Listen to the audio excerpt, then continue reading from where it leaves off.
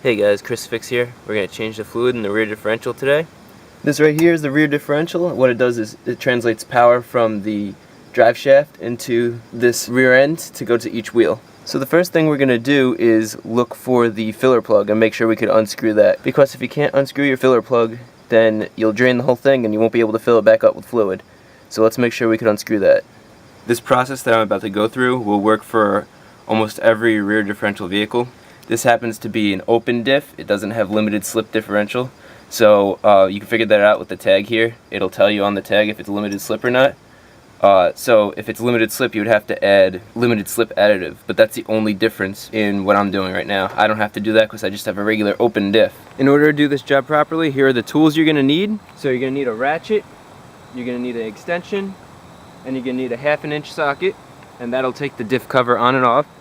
And also the fill valve on and off. You're going to need a screwdriver, a flathead screwdriver to pry the diff cover off.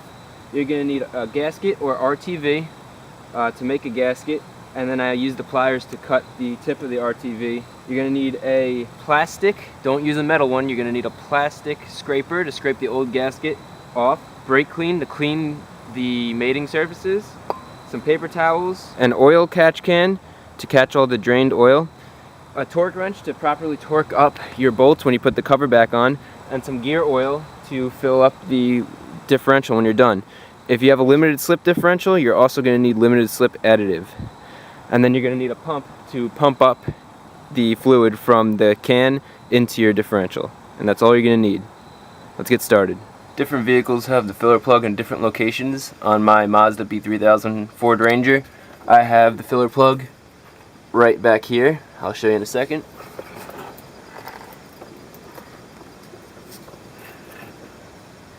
You can see it right there. All you need is the box end of a ratchet. I'm going to use an extension so it could fit in here better because it's kind of tight. And you might want to use a breaker bar. I don't think I'm going to have to, but if you have trouble getting this off, you could use a breaker bar. And let's unscrew this, make sure it comes off. So we're just going to use the box end of an extension here.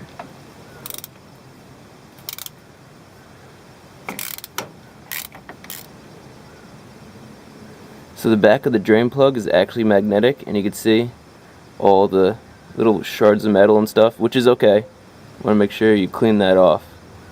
So the next thing you want to do is you want to check your fluid level.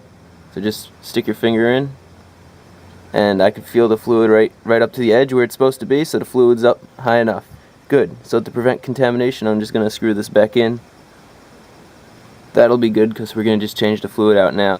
Now we will put the oil catch can underneath and start unbolting these. We'll start from the top and go down, and we'll leave this middle one for the last. This is a 1/2 inch ratchet.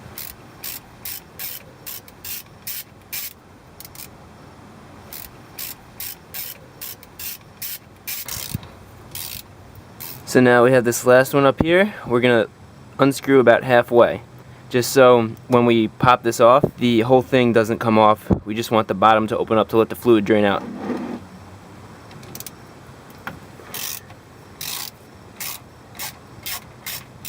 So we're gonna leave it about right there, and now we're gonna get a screwdriver and pry this off. So get your screwdriver, get it in between the case, just like so, and let it drain.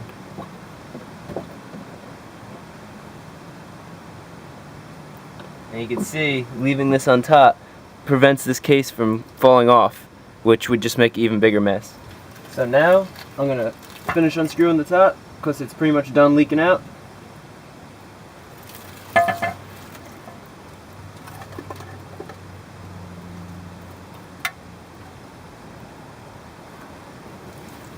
And I'm going to take my cover off and let the rest leak out. So here's my differential cover, and now what you want to do is you want to clean this up really good. So you're going to get all the gasket off and clean out all the oil in here. And to help you, you could use some brake cleaner.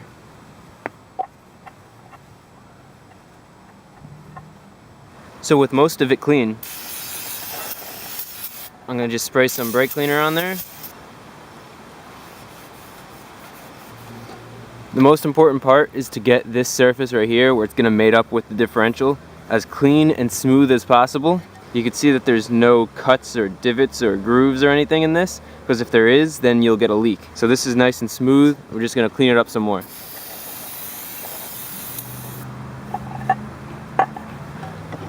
So now with this surface nice and clean, I also clean the inside.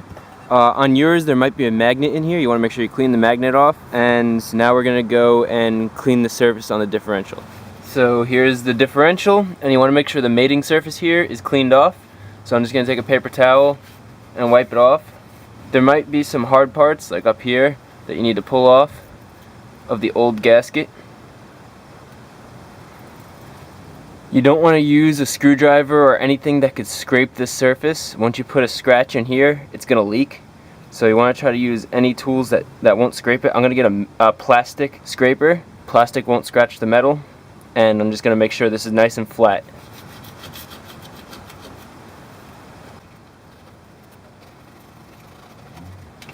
Okay, after scraping it down and wiping it down, just inspect to make sure it's nice and smooth. That feels really good. Now we're going to clean this surface with brake cleaner, but we're not going to spray it on. We're going to spray it on a paper towel first and then wipe this down. So now I have a paper towel with brake clean on it, and I'm just going to go around and clean off the mating surface. So the towel is really dirty. I'm going to do this one more time with a nice clean towel.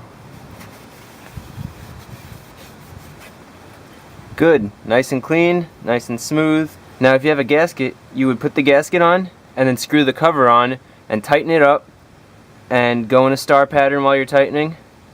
But this differential is hard to find a gasket for, so I'm going to make my own gasket with RTV, and I'm going to show you how to do that right now.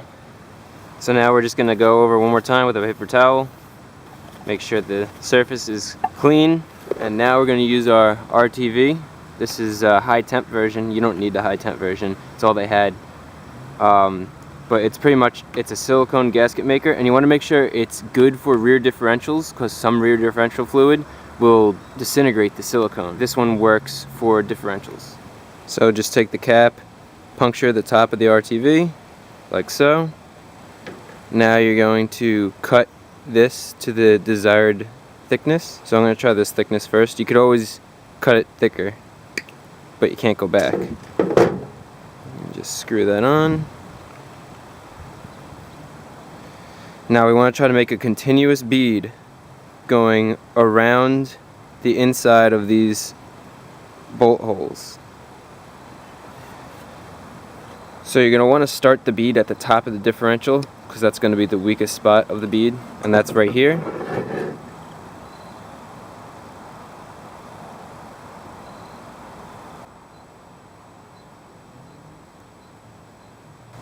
And that's about 1/4 of an inch thickness right in the middle of the surface.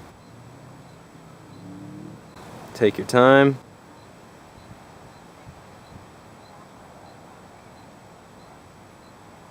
Your goals for one continuous bead. It's not the end of the world if you can't get it continuous. It'll smooth itself.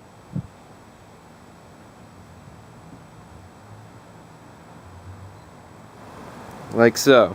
You only need to do this if you don't have a gasket, and now you're going to just let it sit for about 15 minutes, let it get a little bit tacky, and then we're going to put it on the differential, but we're not going to tighten it all the way. Within 15 minutes to an hour, you want to get this on your rear differential and tighten it down, just hand tighten it so that the gasket gets compressed and any air bubbles get pushed out, and it makes a nice seal with your other mating surface. So I'm going to go show you that now. Now would be a good time to go in and check your gears, make sure there's no cracks, there's no chips, there's no wear that you could visually see. I just did that, mine looks good. Now I'm going to put the rear differential cover back on with the RTV. So the key thing here is going to be get these two bolts in, top and bottom, without moving it around too much. So I'm going to push the bolt through the top, and I'm going to push the bolt through the bottom, and I'm going to do my best to align this without smearing it.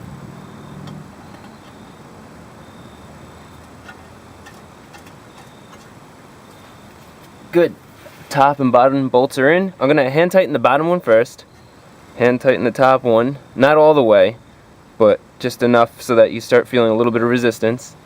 And now we're going to go in a star pattern. I'm going to start from the bottom, go top, bottom, top, side, side, side, side.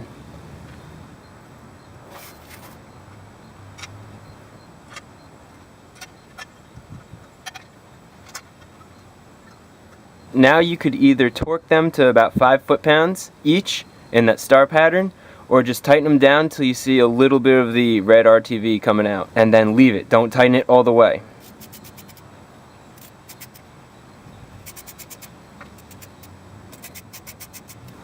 So you can see the RTV is starting to come out, and I'm literally just lightly turning it using only the head of this, so there's no torque, and I'm just making sure this is just tightened lightly by hand. So once the RTV starts to come out like that, you've done your job. It's like that around the whole thing. So you're just going to let it sit for an hour, and then you're going to torque it down to specs. And the torque specs for this are 25 to 35 foot-pounds. So let's wait an hour and then we'll go torque them down.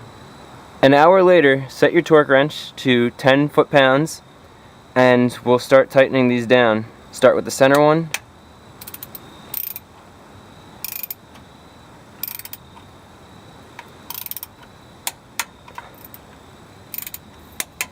Remember, go in a star pattern. If you want to see how to use a torque wrench, just click the video on the screen or check the description. I have a good video to show you the basics. It's really quick. I think it's like 2 minutes.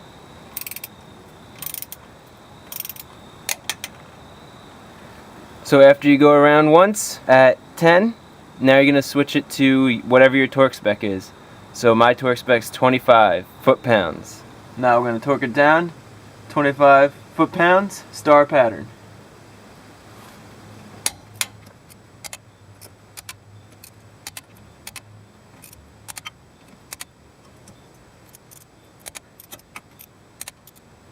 Good, they're all torqued down. Now we're going to go to the fill plug on the other side, and that's the angle you're going to see next. So we're back at the fill plug. I'm going to take it out. Now I have my gear oil right down here, ready to go, and my pump, and we're going to fill it up until it starts leaking out of here. Put your pump hose in, and put the other end in your gear oil. I'm using 80W90 GL5, and now you just start pumping.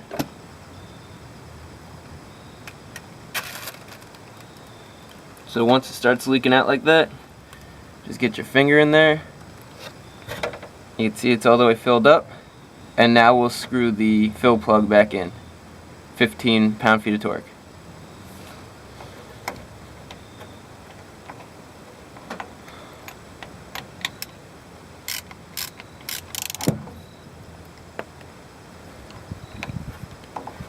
Tighten it down to 15 pound-feet of torque, and then you're done. That's how you change the rear differential fluid. You can see there's going to be videos popping up here. Here I'll put the how to change the transfer case fluid, and I'll have a few more videos here. If you click on them, they'll lead you to other how-to videos that are very helpful, save you money. If this video was helpful, click like and subscribe. The likes help me out, and if you subscribe, you get feed update when I upload a new video.